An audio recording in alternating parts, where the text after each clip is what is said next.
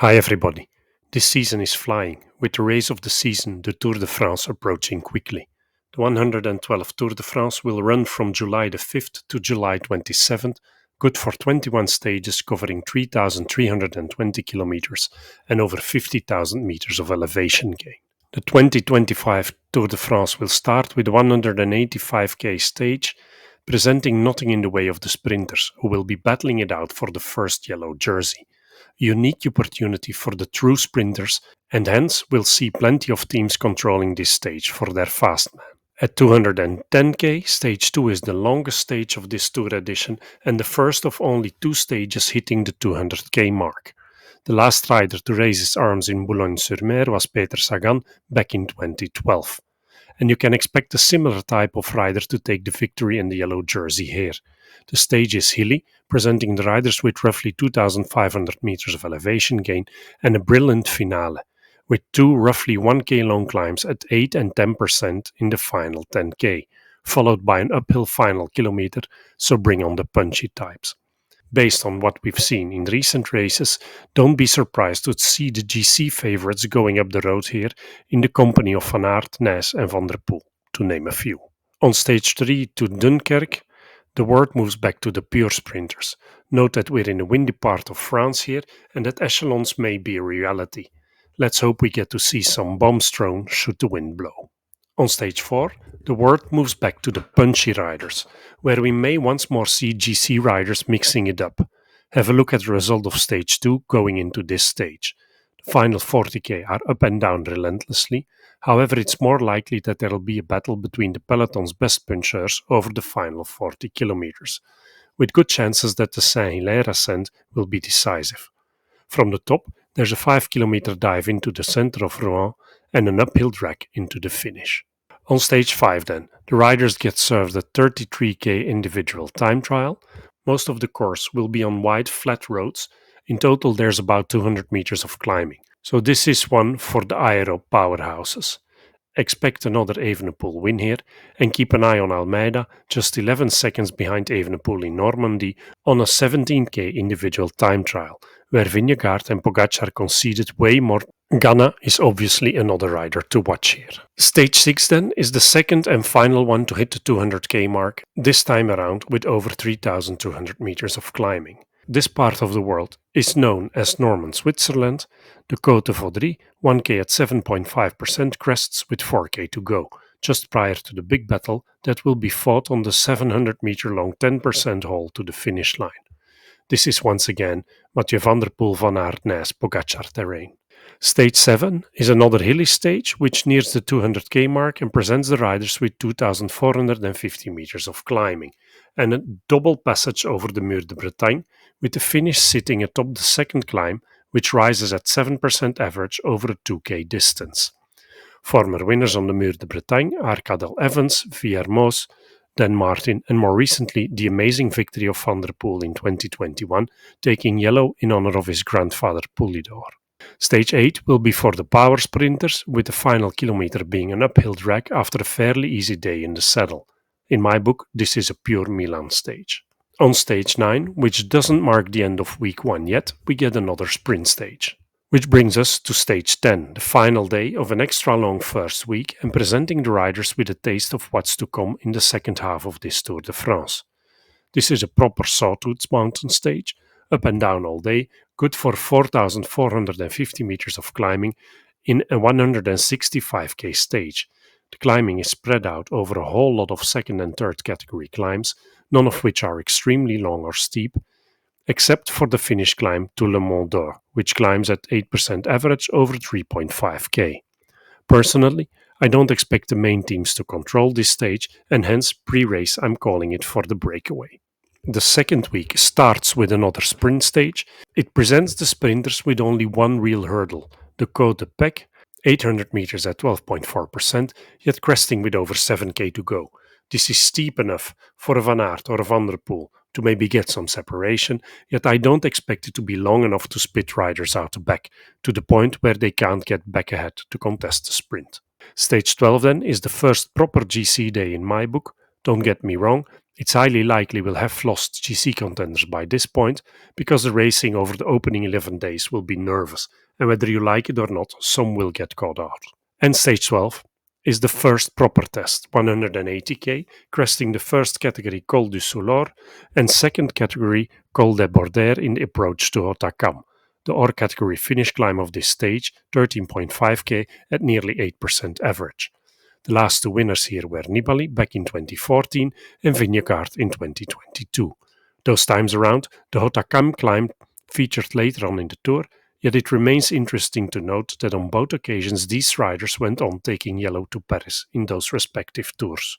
On stage 13, riders are presented with an 11k individual time trial up the first category Peyragudes. 8k at 8% average, so don't let the stretched out stage profile fool you. This is a proper climb. In 2022, Pogačar beat Vingegaard to the line here in a sprint à deux.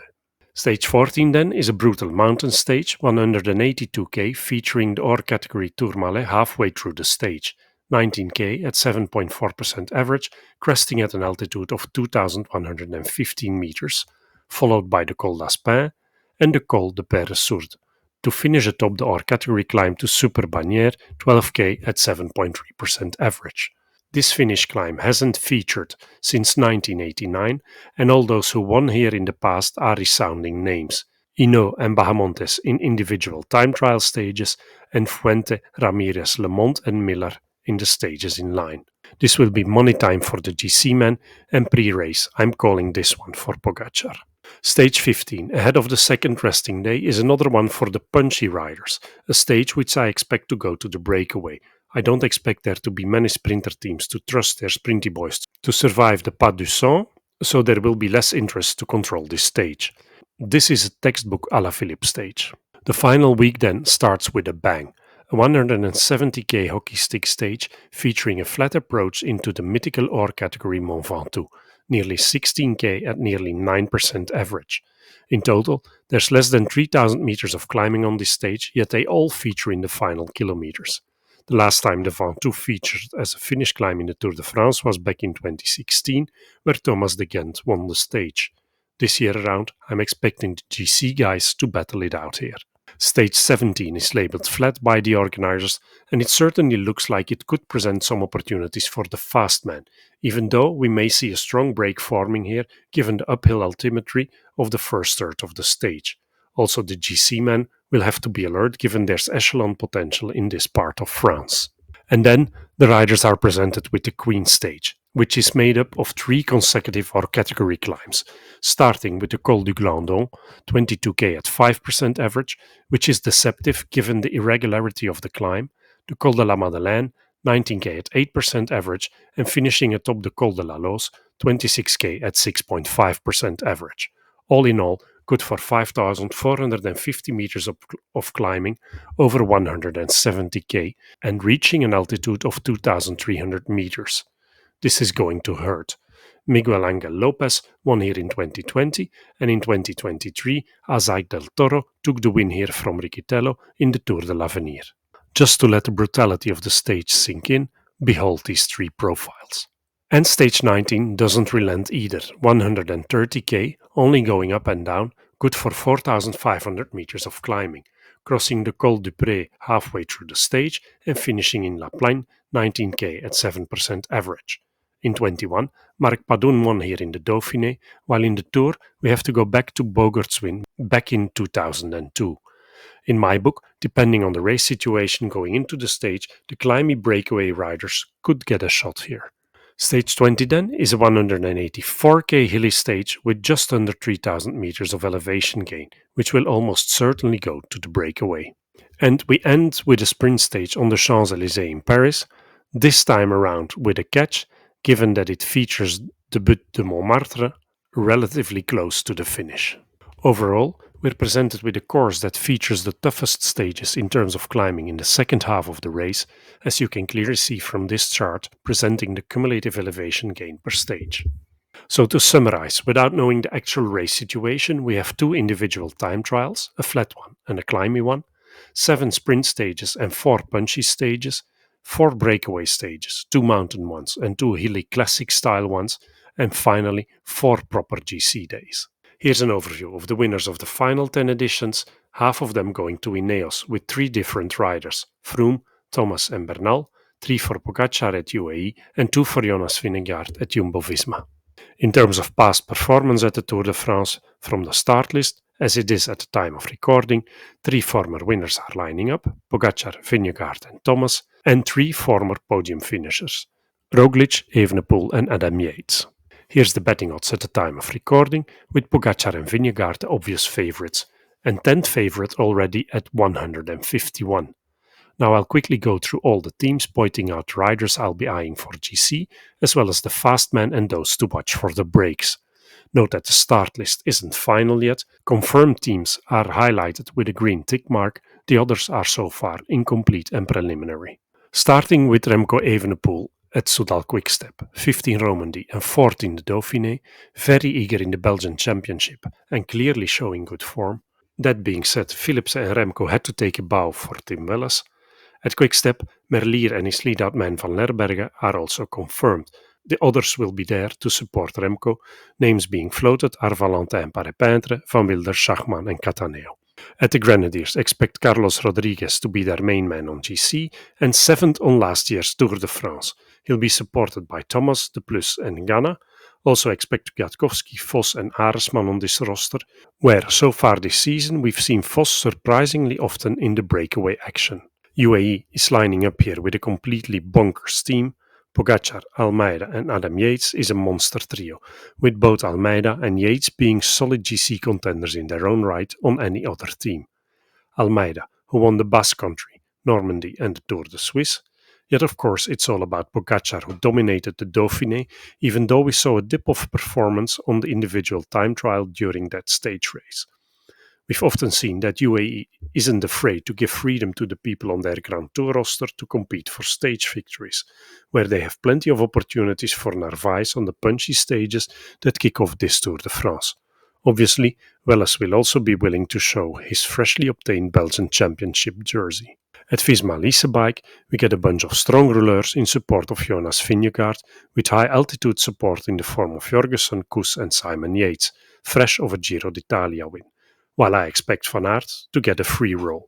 He'll have tons of opportunities in the opening days, and I would not be surprised to see him go for green here.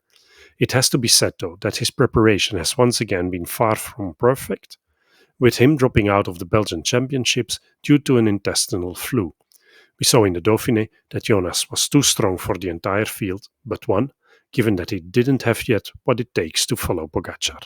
Buitrago at Bahrain rode P10 on last year's Tour, and you could say he's in comparable form this year around.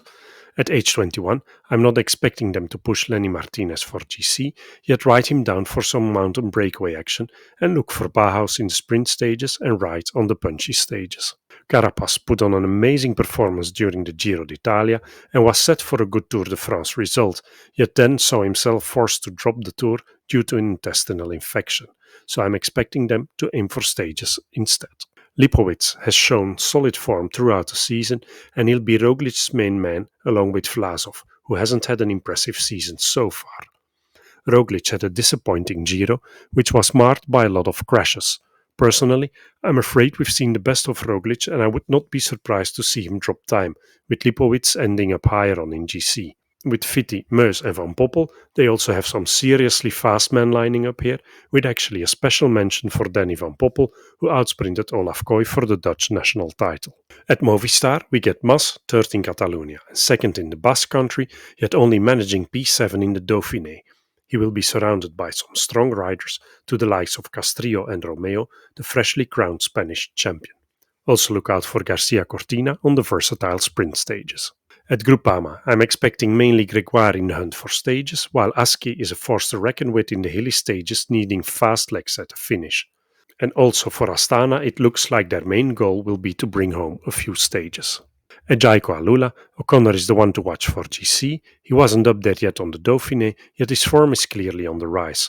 On top, they'll be looking for sprint success with Groenewegen, and we all know Schmidt, who just beat Hirschi to the Swiss national title, is a rider to contend with on the punchy stages.